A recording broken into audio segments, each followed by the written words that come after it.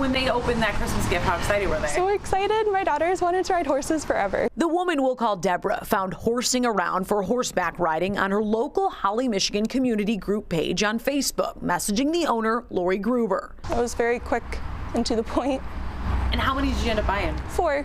Okay, so what did that cost you? $140. Nothing unusual until Deborah went to cash in on the gift cards. Gruber could not be reached at all for weeks, then months. I reached out to her, asked for a refund, and then she blocked me.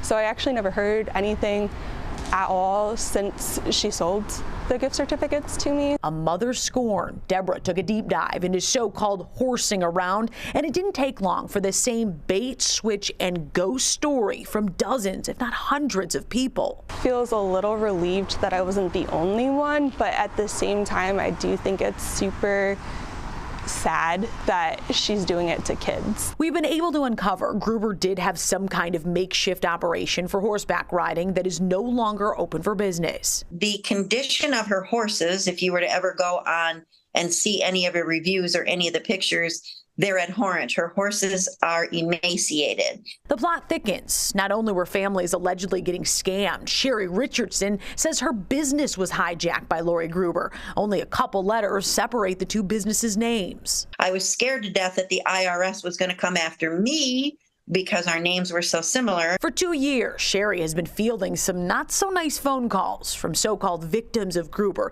giving her an earful by mistake. When I answered the phone, horsing around stables, this is Sherry, you know, he was like, I don't care, 4-letter word, what you say, 4-letter word, you're going to give me my money back, 4-letter word, I've called 20 times, blah, blah, blah, blah, blah, blah, blah. She even had to put a disclaimer up. It's on the very top of every single page.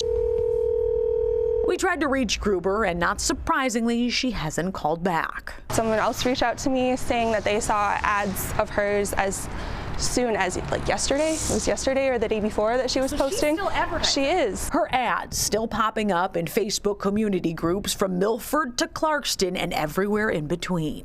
Don't buy anything from her. It will only bring you grief.